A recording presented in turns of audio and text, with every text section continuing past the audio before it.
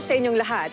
Muli ninyo kaming samahan sa pagbabalita tungkol sa ilan sa mga aktibidad ng mga kaanib sa Iglesia ni Cristo sa iba't ibang panig ng mundo dito sa Iglesia ni Cristo News Live. Ako po si kapatid na Olivia Nagit. Mapapanood din po ninyo ang programang ito via Facebook at YouTube sa INC News and Updates. Makakasama natin ngayong gabi si kapatid na Sean Campbell mula sa kanyang home studio para sa ilan sa mga balita sa ibayong dagat. Good evening, Brother Sean. Good evening po, Sister Olive.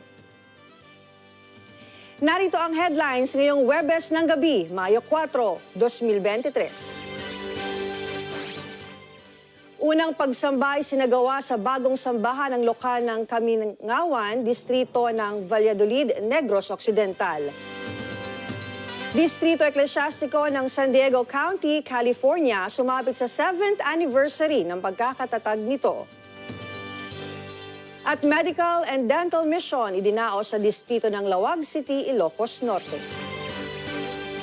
Ang lahat ng yan sa pagbabalik ng Iglesia ni Cristo News Live.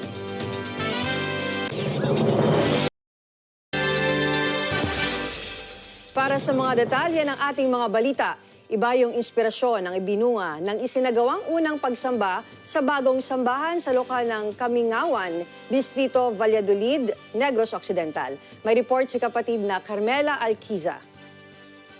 Kayamanan kung maituturing ng mga kapatid sa para sa Iglesia ni Cristo News Network. Samantala, alamin naman natin mula kay kapatid na Aaron Ramil ang mga detalye sa Welcome Kapatid Ko program sa Distrito Eklesyastiko ng Paniki, Tarlac. Nagsagawa ang distrito Kisa para sa Iglesia ni Cristo News Network. Sa distrito ng Zambales South, aktibong nakiisa ang mga kapatid mula sa Pundakit Extension ng lokal ng San Antonio sa idinaos na Evangelical Mission. Magbabalita si kapatid na Vincent Siocon. Dito sa Paniki, Tarlac, ako si kapatid na Aaron Ramil para sa Iglesia ni Cristo News Network. Magpunta naman tayo sa distrito ng Carcarcito.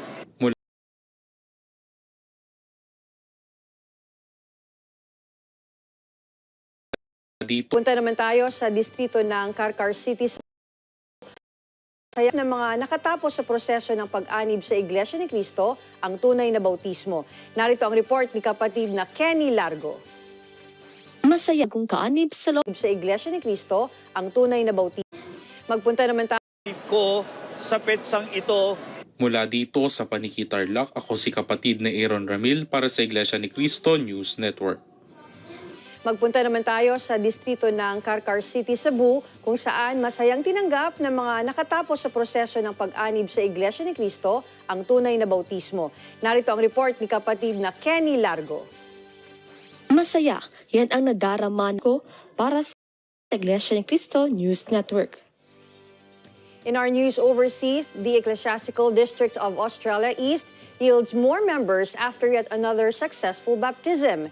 Sister Jasmine Gamad keeps us posted. With ongoing baptisms conducted from Sydney, Australia, I am Sister Jasmine Gamad for the Iglesia ni Cristo News Network.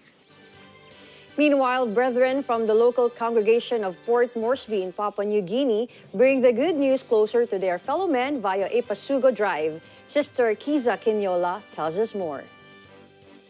Members, I am Sister Kiza Quinola for the Iglesia ni Cristo News Network. When we return, Brother Sean Campbell will join us to bring more news outside the Philippines.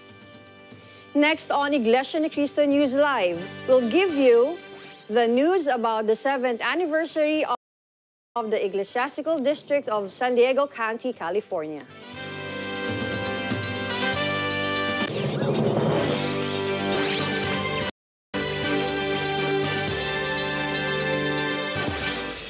Iglesia ni Cristo News Live is back. Brother Sean Campbell will now join us from his home studio to bring the news overseas. Brother Sean? Thank you, Sister Olive. An evangelical mission was